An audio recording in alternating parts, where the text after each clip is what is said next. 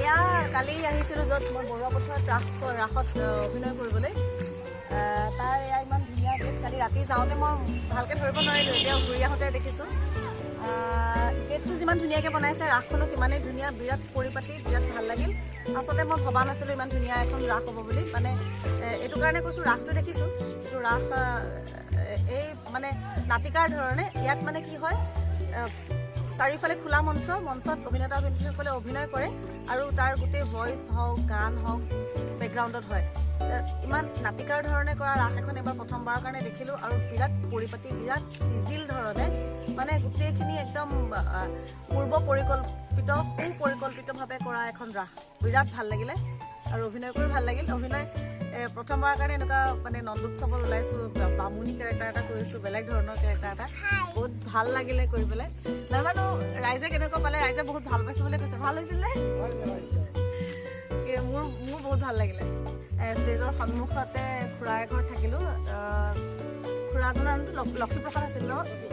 লক্ষীপ্ৰসাদ শইকীয়া।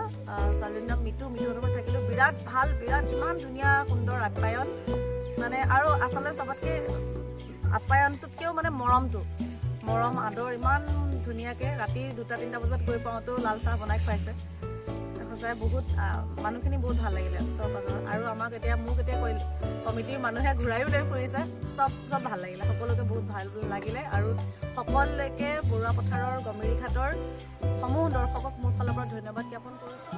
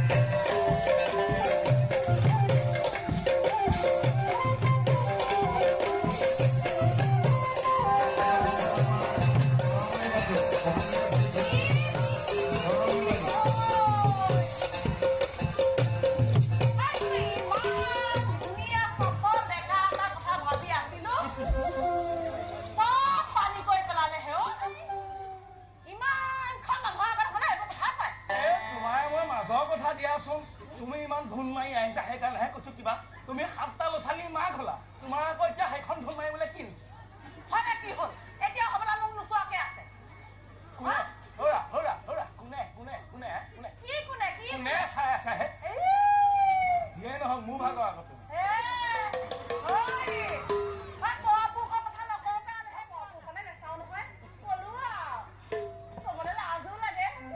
তোমাৰো লাজ লাগে। এইজনী কথা কৈছে তাই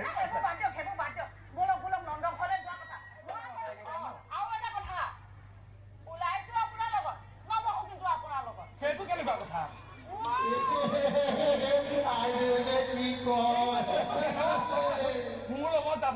মাইকী মানুহ তুমি হেও মোৰ লগতে যদি নবহে তাক কাৰ লগত বহিব সুধো